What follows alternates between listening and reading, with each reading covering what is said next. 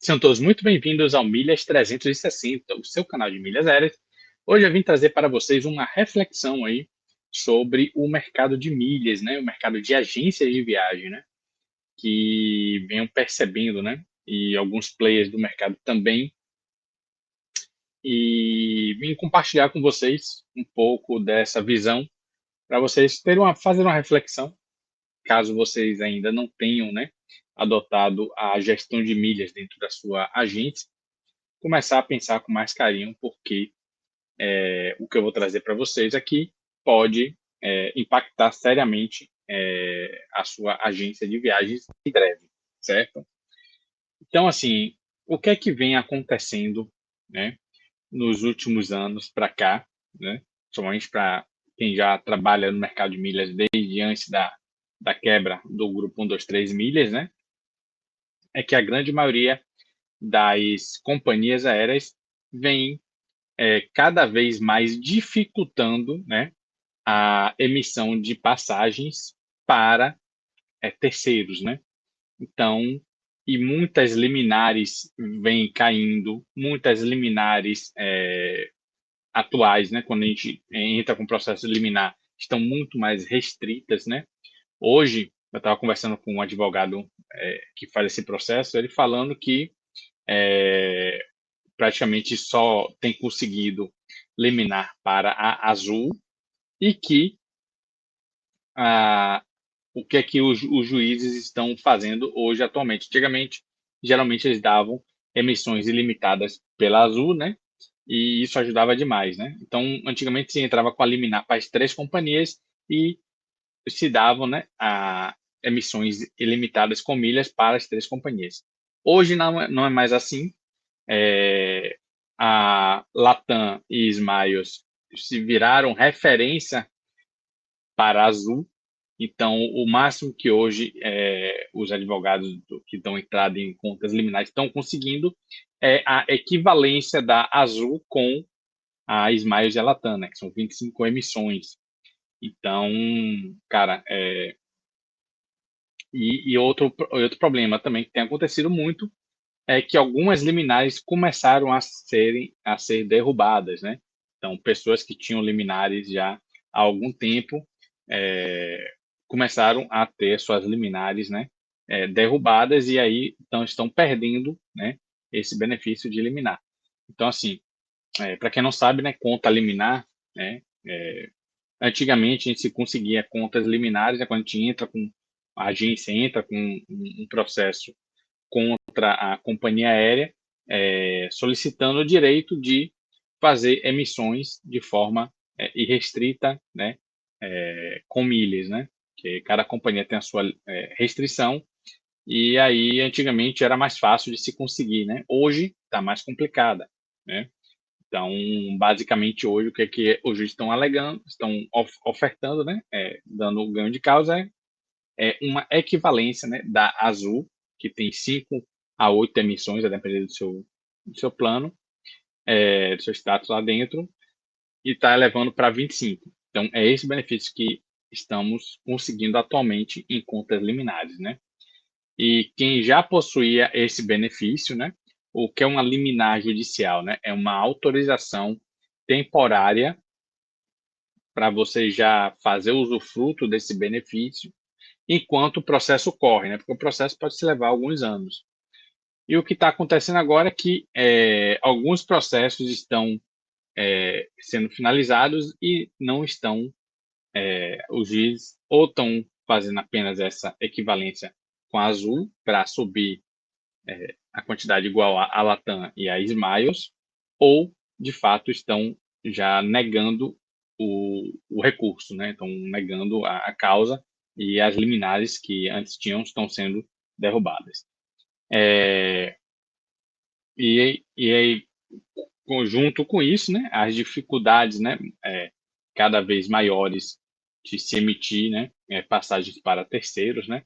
Então, eu pelo menos nunca tive esse problema, mas já vi diversos colegas com passagens derrubadas, tanto na Latam quanto na Smiles, quanto na Azul, né.